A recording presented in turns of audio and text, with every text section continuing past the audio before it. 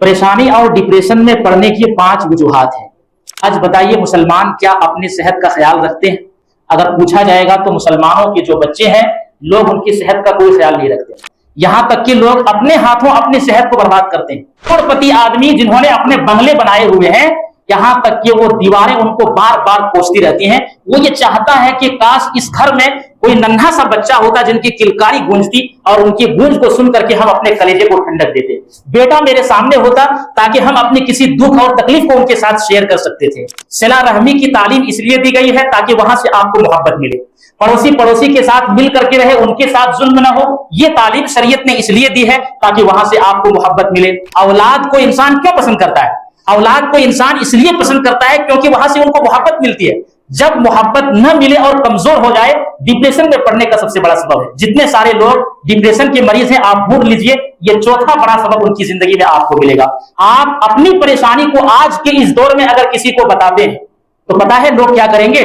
लोग आपके बाद जाने के बाद आपके पीछे हंसेंगे, कहेंगे फला आदमी आया था मेरे पास, बड़ा परेशान था, बहुत बड़ी मुसीबत में फंसा हुआ है, बहुत बड़ी मुसीबत में वो गिरफ्तार हो चुका है। मजे ले लेकर के वो आपकी परेशानी को दूसरों के सामने बयान करेंगे। अल्हम्दुलिल्लाह रब्बिल आलमीन वस्सलातु वस्सलामु अला सय्यिदिल अंबिया वल मुरसलीन व मन तबिअहुम बिइहसान इला यौमिद्दीन, अम्मा बाद। हर किस्म की तारीफ अल्लाह रब्बुल आलमीन के लिए है।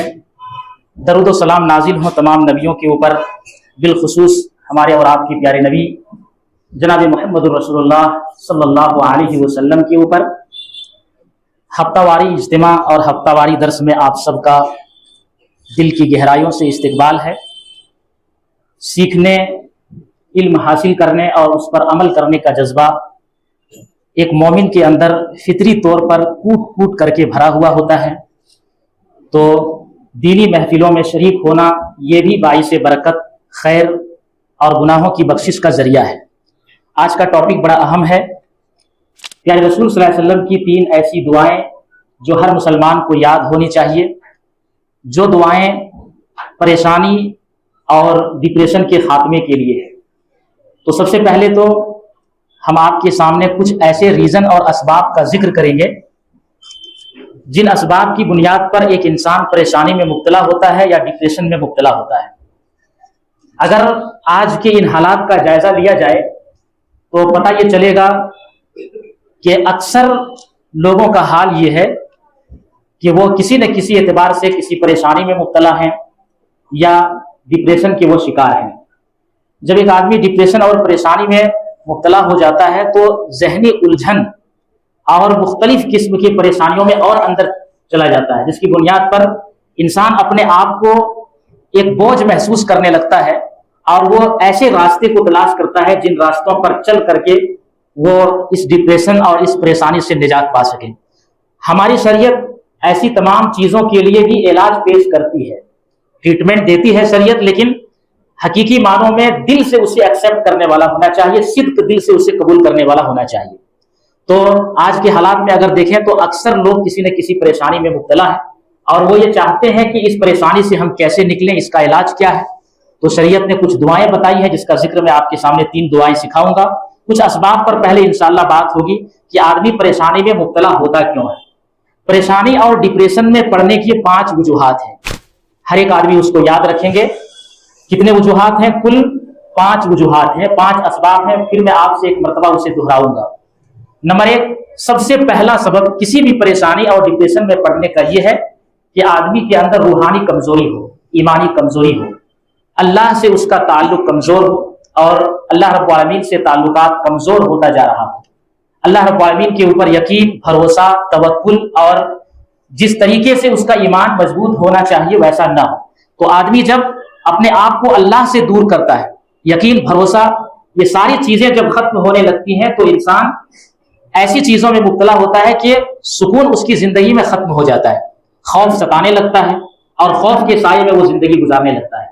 तो पहला सबब तो परेशानी में पड़ने का ये है कि आदमी का ताल्लुक अल्लाह से कमजोर हो। उसका इलाज ये है कि सबसे पहले इंसान अपने आप को अल्लाह से जोड़े, अल्लाह पर तवक्कुल, भरोसा और यकीन को मजबूत बनाए, ईमान को मजबूत बनाए। इसको कहते हैं रूहानियत को मजबूत बनाना। अगर ऐसा हमने कर लिया तो इंशाअल्लाह अज़ीज परेशानी में पड़ने के चांसेस ना के बराबर होंगे। दूसरा सबब किसी भी परेशानी और डिप्रेशन में पड़ने का ये है कि पास्ट में, यानी उसकी जो पिछली जिंदगी है, माजी में, पास्ट में उनके साथ कुछ ऐसे हादसात पेश आए हों या उन्होंने कुछ ऐसा खतरनाक गुनाह किया हो जिसको बार बार सोच करके वो सदमे में चला जा रहा हो। कभी कभार हमारी जिंदगी में ऐसा होता है कि माजी में हमें, बहुत सारे लोग ऐसे हैं जिनको इल्म नहीं था या इल्म नहीं रहा होगा, लाइल्मी की बुनियाद पर उसके साथ कोई हादसा, खतरनाक हादसा पेश आया हो या उन्होंने अपने हाथों से अपनी जिंदगी में कुछ ऐसे गुनाह किए हों जो बहुत बड़ा समझ रहा हो और उस गुनाह की बुनियाद पर बार बार उसके जहन को टॉर्चर हो रहा हो, सदमे में पड़ रहा हो और इंसान ये सोच रहा हो कि हमने ऐसा किया था, ऐसा किया था, क्या होगा हमारे साथ, क्या नहीं होगा, हमने बहुत सारी गलतियां की हैं, बहुत सारे गुनाह किए हैं। तो गुनाहों का बोझ और माजी पास्ट में आए हुए हादसात ये भी इंसान को डिप्रेशन में डालता है। शरीयत इस सिलसिले में क्या कहती है? शरीयत ये कहती है कि आदमी ने पिछले जो भी किया बस सिद्क दिल से वो अल्लाह के दरबार में तौबा कर ले, अल्लाह सब उसको खत्म कर देता है। एक आदमी से अगर बहुत बड़ा गुनाह, जिसको कबीरा गुनाह कहते हैं, कबीरा गुनाह भी अगर इंसान ने कर लिया, शिर्क भी कर लिया जो कि अकबरुल कबाइर बड़े गुनाहों में से है, इतने बड़े गुनाह होने के बाद किसी को कत्ल किया या फिर यह है कि जिना कर लिया, सूद खा लिया, कितने भी बड़े गुनाह कर लिया, इंसान जो है सोच करके परेशानी में मुब्तला ना हो। शरीयत बहुत आसान इलाज ये बताती है कि आपने बहुत बड़े गुनाह किए हैं, बस अल्लाह रब्बुल आलमीन के सामने हाजिर हो जाइए, सच्चे दिल से आप तौबा कीजिए। तौबा करना, वो पिछले सारे गुनाहों को खत्म कर दिया, अब आपको एक नई जिंदगी मिली, यहां से आप अपनी जिंदगी की शुरुआत कीजिए और पिछला वाला जो भी हुआ है आपके साथ उसको भूल जाइए। जब अल्लाह ने उसे मिटा दिया है तो बार बार सोच करके परेशानी और डिप्रेशन में जाने की आपको जरूरत नहीं है। तो लिहाजा किसी भी परेशानी में पड़ने का ये दूसरा रीजन है कि आदमी पास्ट को सोच सोच करके डिप्रेशन में जाता है। तीसरा बड़ा सबब ओवर थिंकिंग है, यानी एक आदमी हद से ज्यादा सोच रहा है। किस बारे में? मेरा क्या होगा, मेरे बच्चों का क्या होगा, अभी तो हमने घर भी नहीं बनाया, बच्चों की अभी शादियां नहीं हुई है, अभी तो हम किराए के मकान पे रह रहे हैं और दिन ब दिन जो है तिजारत में नुकसान हो रहा है, अब यह है कि तिजारत को मैं कैसे डेवलप करूं, अब धीरे धीरे जो है पैसे मेरे खत्म हो रहे हैं। या किसी मुस्तकबिल के बारे में या हाल के बारे में ज्यादा से ज्यादा ओवर थिंकिंग अगर कोई कर रहा है, ज्यादा अगर कोई आदमी सोच रहा है तो ज्यादा सोचना भी डिप्रेशन और परेशानी का ये तीसरा बड़ा सबब है। शरीयत उसका इलाज क्या बताती है? शरीयत ये कहती है कि कोई भी शख्स इस दुनिया में जो जिंदगी गुजार रहा है, एक आदमी के पास एक वक्त का खाना मौजूद है और वो सेहत और तंदुरुस्ती की हालत में वो सुबह किया है, सर छुपाने के लिए भी जगह है, ये तीन चीजें अगर उसके पास हैं, आप सल्लल्लाहु अलैहि वसल्लम ने कहा कि पूरी दुनिया उसको मिट्टी में दे दी गई। आप ज्यादा के बारे में क्यों सोच रहे हैं? ओवर थिंकिंग करना, ज्यादा सोचना, ये इंसान को डिप्रेशन में ये सोच डालती है और इंसान जो है डिप्रेशन में चला जाता है। प्यारे रसूल सल्लल्लाहु अलैहि वसल्लम की एक जामे हदीस यहाँ पे आपके सामने पेश करूंगा। हर मुसलमान को इस हदीस पर मुकम्मल तौर पर अमल होना चाहिए। सही मुस्लिम शरीफ किताबुल कद्र की हदीस है। हजरत अबू हुरैरा रज़ियल्लाहु तआला अन्हु कहते हैं, अल्लाह के नबी सल्लल्लाहु अलैहि वसल्लम ने इरशाद फरमाया कि अल मुमिनुल कवी खैरुन व अहब्बु इलल्लाहि मिनल मुमिनिद दईफ। बहुत सारी बातें इस हदीस में आपने बयान फरमाई। पहली चीज यह है कि मजबूत मोमिन कमजोर मोमिन से बेहतर है और अल्लाह के नजदीक पसंदीदा है। देखिए, मोमिन जो होता है वो जिस्मानी एतबार से फिट होता है, उनका विल पावर मजबूत होता है और उनकी जिस्मानी हालत मजबूत होनी चाहिए। तो आप सल्लल्लाहु अलैहि वसल्लम ने कहा कि जो कमजोर मोमिन है और जो ताकतवर मोमिन है, दोनों में फर्क बताते हुए आपने कहा कि जो ताकतवर मोमिन है, मजबूत वाला मोमिन है, वो कमजोर मोमिन से बेहतर है और अल्लाह के नजदीक पसंदीदा है। दो बातें आपने बयान फरमाई, कहा कि अल्लाह के नजदीक महबूब भी है और दूसरी चीज यह है कि वो आदमी बेहतर है। कौन से मोमिन से? वो मोमिन जो आदमी कमजोर हो, जो आदमी सेहत और जिस्मानी एतबार से कमजोर हो। हालांकि आप सल्लल्लाहु अलैहि वसल्लम ने भी कहा कि वफी कुल्लिन खैर, दोनों में खैर है, क्योंकि वो भी ईमान वाला है, ये भी ईमान वाला है, लेकिन सेहत की भी जरूरत पड़ेगी। आज बताइए, मुसलमान क्या अपनी सेहत का ख्याल रखते हैं? अगर पूछा जाएगा तो मुसलमानों के जो बच्चे हैं, लोग उनकी सेहत का कोई ख्याल नहीं रखते। यहां तक कि लोग अपने हाथों अपनी सेहत को बर्बाद करते हैं और बाद में जब उनकी एक उम्र हो जाती है तो कहता है कि हमारी ये बीमारी लायक हो गई, वो बीमारी लायक होगी, वो बीमारी लायक हुई। भाई, बीमारी के लायक होने का एक बड़ा सबब तो यह है कि अपने हाथों आपने अपनी सेहत को बर्बाद किया। जितनी सारी गलीज और गंदी चीजें हैं, इंसान उसका इस्तेमाल करता है। कोशिश ये करनी चाहिए कि आदमी अपने सेहत का ख्याल रखे। सेहत का ख्याल जब आप रखेंगे तभी आप अल्लाह की इबादत कर पाएंगे। अगर आप अपनी सेहत का ख्याल नहीं रखते हैं تو आप अल्लाह रब्बुल आलमीन की इबादत कैसे कर पाएंगे जब आप कमजोर हो जाएंगे। हर आदमी इस बात को नहीं जानता है कि खाने से पहले भी नियत होती है। बताइए, आपने कभी सुना है कि खाने से पहले भी नियत होनी चाहिए? अहले इल्म ने इस सिलसिले में भी कहा है खाने से पहले भी खाने की नियत होनी चाहिए। कैसी नियत होनी चाहिए कि जो खाना आप खा रहे हैं उसमें खाने से पहले आपकी ये नियत होगी कि या अल्लाह ताला इस खाने को मेरे जिस्म के लिए मुफीद बना, ताकि मैं इस खाने को खा करके मजबूत बनूं और तेरी इबादत करूं।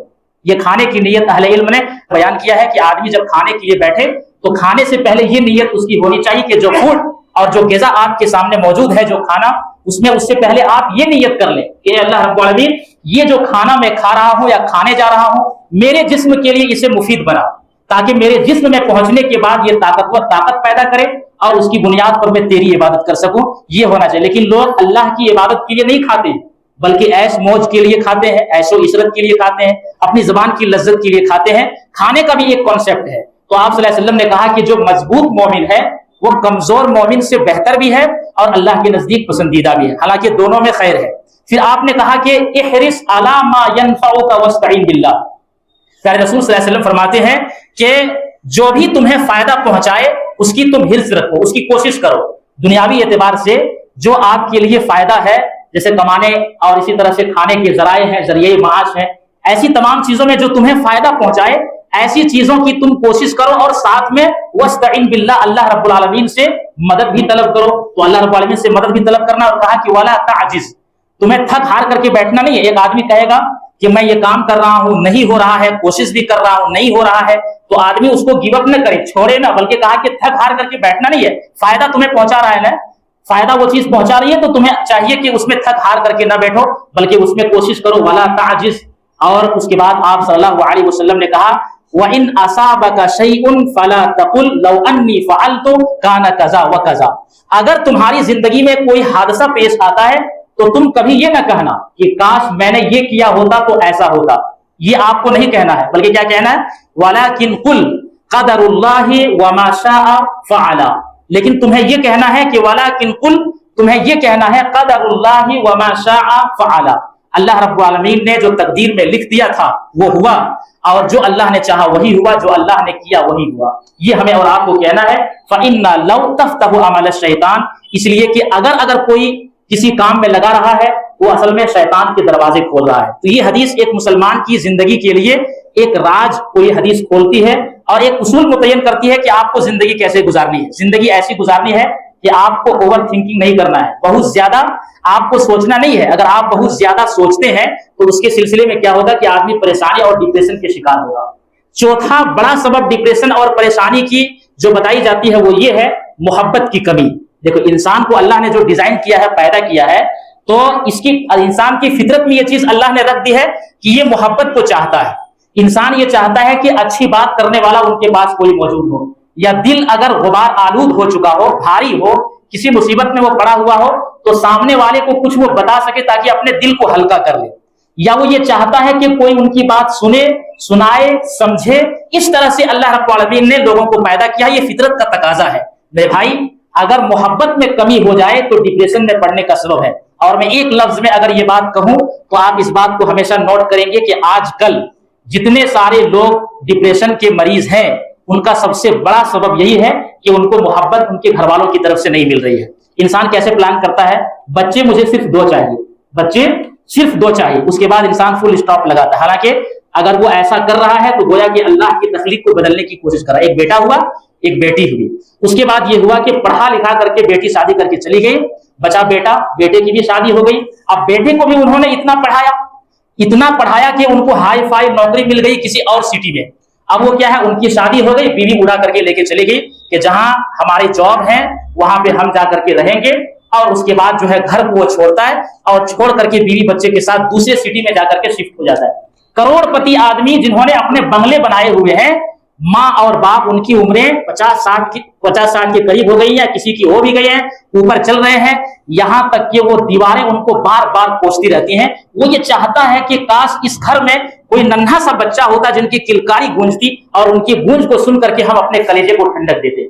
बेटा मेरे सामने होता ताकि हम अपनी किसी दुख और तकलीफ को उनके साथ शेयर कर सकते थे, या हमारे सामने कम से कम बच्चे होते उनको लेकर के खेलते। ये मोहब्बत के भूखे हैं लोग। پھر آدمی کیا ہے، صرف 2 ہی آدمی ہے، رات دن وہی دیواروں کو دیکھ دیکھ کر کے آدمی ڈپریشن میں چلا جاتا ہے۔ انسان کو اللہ نے اس اعتبار سے بنایا ہے کہ وہ چاہتا ہے کہ ایک دوسرے کے ساتھ مل کر کے رہے۔ آپ شریعت کے فارمولے کے اوپر غور کریں تو پتہ چلے گا، صلہ رحمی کی تعلیم اس لیے دی گئی ہے تاکہ وہاں سے آپ کو محبت ملے، پڑوسی کے ساتھ مل کر کے رہے، ان کے ساتھ ظلم نہ ہو، یہ تعلیم شریعت نے اس لیے دی ہے تاکہ وہاں سے آپ کو محبت ملے۔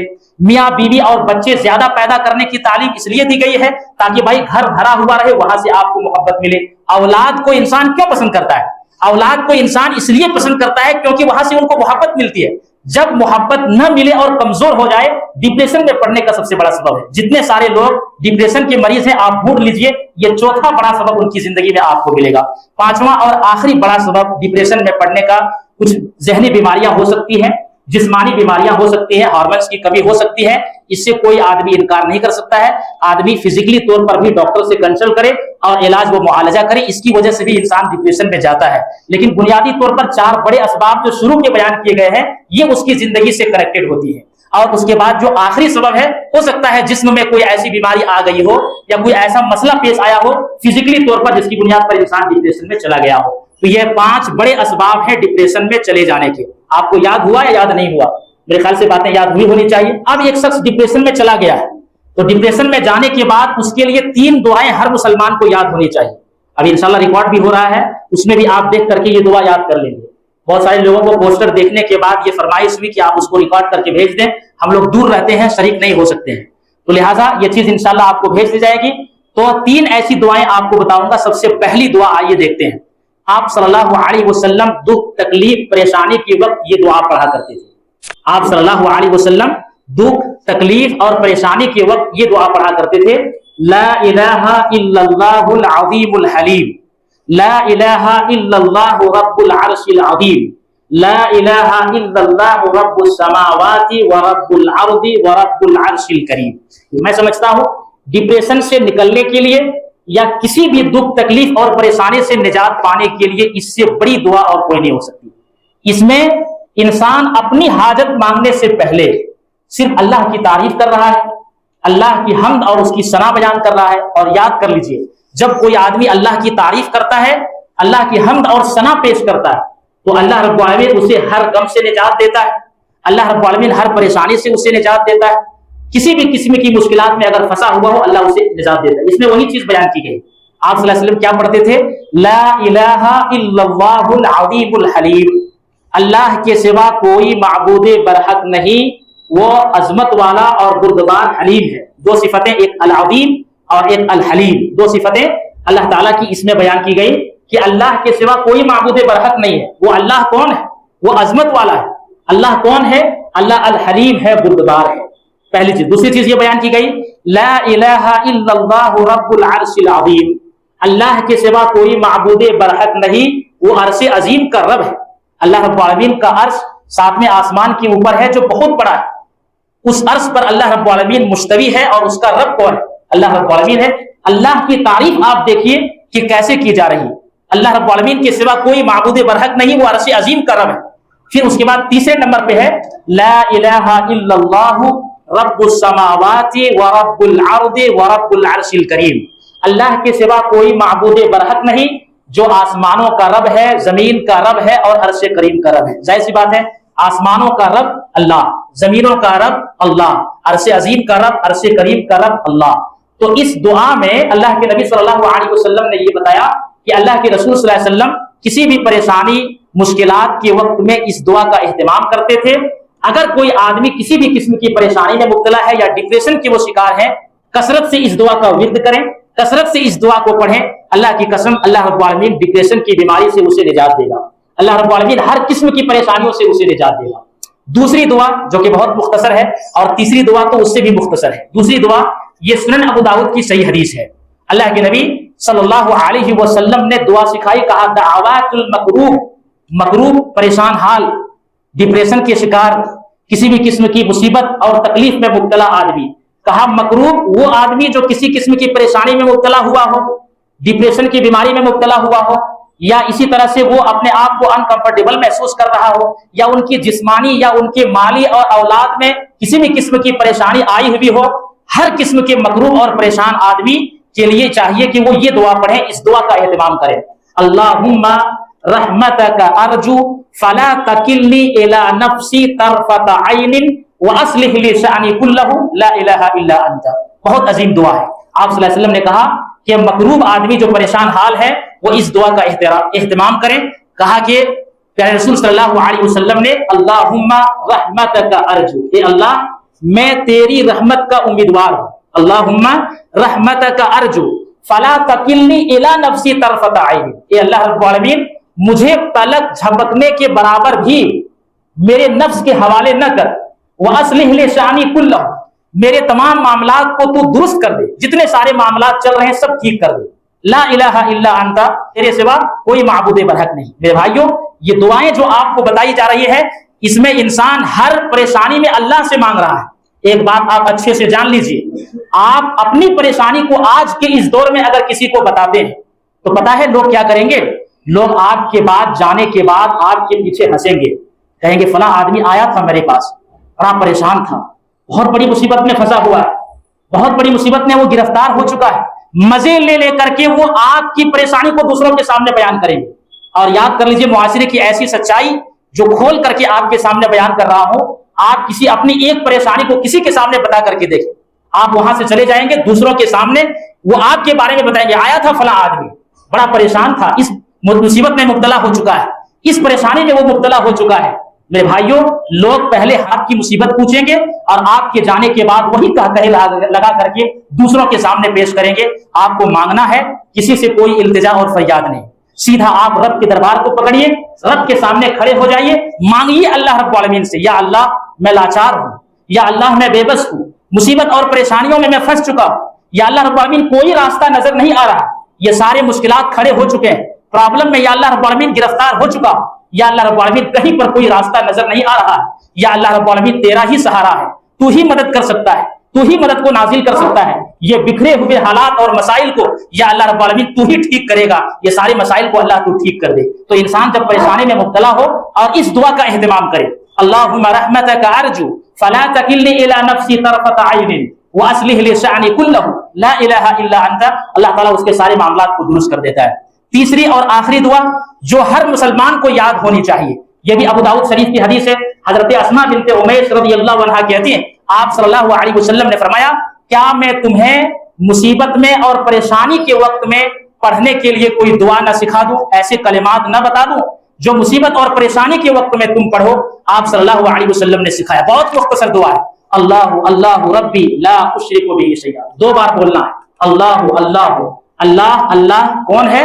ربی میرا رب ہے، لا اشرک بہ شیئا، جس رب کے ساتھ میں کسی کو شریک نہیں بناتا، کسی کو پارٹنر نہیں بناتا، کسی کو شریک نہیں کرتا.